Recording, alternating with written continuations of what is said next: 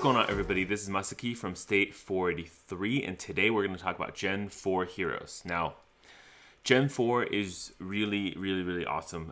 Gen 4 actually has one of my favorite heroes in it as well, so we'll get to her when we get there. So the first thing to talk about is Gen 4 heroes, as in general, are going to be around the 400% attack and defense. Specifically, when maxed out, all Gen 4 heroes will give their respective troop types 390% buff, so on attack and defense. Compared to Generation 3, that buff is an increase of about 100%. So Gen 3, if you recall, is 300 or 315 if you're Miho. So as a general reminder for how I do this guide, in general, I rate heroes based on their base stats and whether they work well together. I also then consider things like, for example, their skills. Are their military skills good for exploration or good for fighting, etc.? Maybe if there's some sort of unique effects, then that of course helps with the rating. And lastly, I'm just judging them based on the time of release. At the time of release, how strong are they?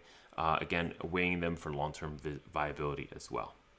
Okay, so who are the Generation 4 heroes? They are, so you have Tyler, you have Julie, and the brawler for Gen 4 is Brooke. Let's kick things off with Brooke. Brooke is the brawler, so she buffs directly your infantry. In general, if you remember, military-wise, infantry do win PvP, so she's going to be very necessary for any rally leader to have. In addition, her skills, her military stats do also buff each other, because she can give enemy settlement troop lethality a debuff and give the rally troop lethality a buff. So this really helps when she's attacking, so she's very offensive heavy for her hero skills. So that's pretty much her for military, and of course she's going to just be very necessary for using if you're going to be doing rally leading. Now for her exploration skill, she does have the added benefit of having kind of like a dodge skill that can make her invulnerable also for 7 seconds. So this actually makes Brooke a lot tankier than she looks on the surface. Basically, it makes it so that every 25% chance she's going to be able to dodge attack, but also stay invulnerable for 7 seconds. So this is very big. However, the only problem is I still don't have a boss that I've met that I must use Brooke for. Whereas most of the time I'm using brawlers like Ash to do stun locking, or using brawlers like Eli and Emma to do either more damage or hit at a longer range. So these things are somewhat more useful to me for those purposes. Up next we have Tyler.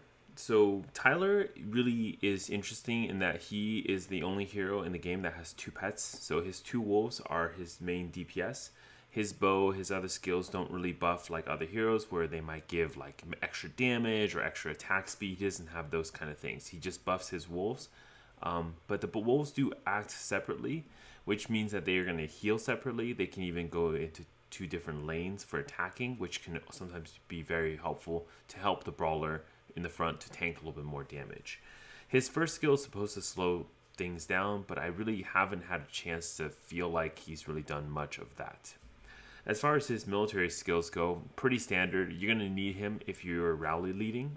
He does give a really strong buff to hunters, and hunters are very important for fighting. But otherwise, his skills are split obviously between attack and defense, so there's nothing super special there. Last but not least is my favorite hero in pretty much the game, and I think she is probably the strongest hero in this game, is Julie.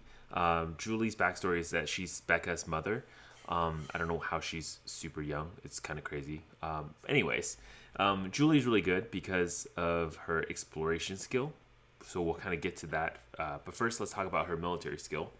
She buffs riders, which is not that important. But in general, you're still going to need her because her exploration skills more than make up for the fact that she is a scout. So let's talk about that. Julie has 3 skills. The first 2 skills don't really matter too much. They're pretty standard. The second skill is worth mentioning in that she's able to stun a boss for 4 seconds, from time to time. It's actually very useful because you can use that skill in conjunction with other skills that are active skills to stun lock a boss. So very helpful in general. Now, the key thing that makes Julie the crazy hero that she is her third skill, which basically at some point, like 12% chance, she's going to recover 15 energy at max level. This is super crazy because what you're allowed to do now is that you're kind of breaking one of the limitations of the game. So if you think about skills, right, there's some skills that cost a lot of energy. Well, Julie allows you to use those skills more.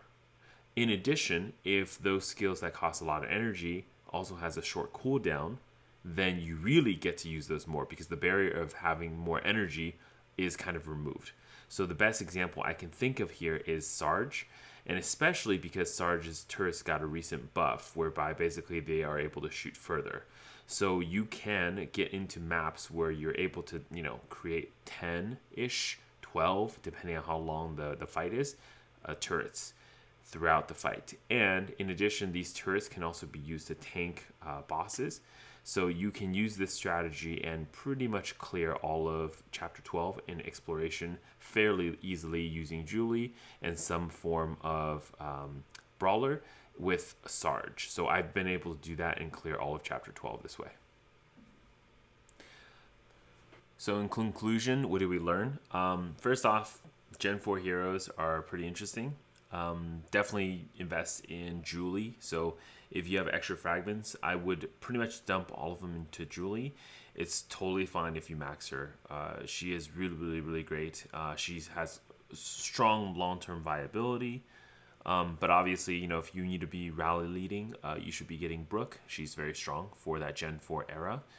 And then lastly, just, for Tyler, I'm not such a big fan of Tyler, but, he's okay. I think the Gen 5 hero replacement for Tyler is much better. So I would probably save for Gen 5 if you really need a hunter hero.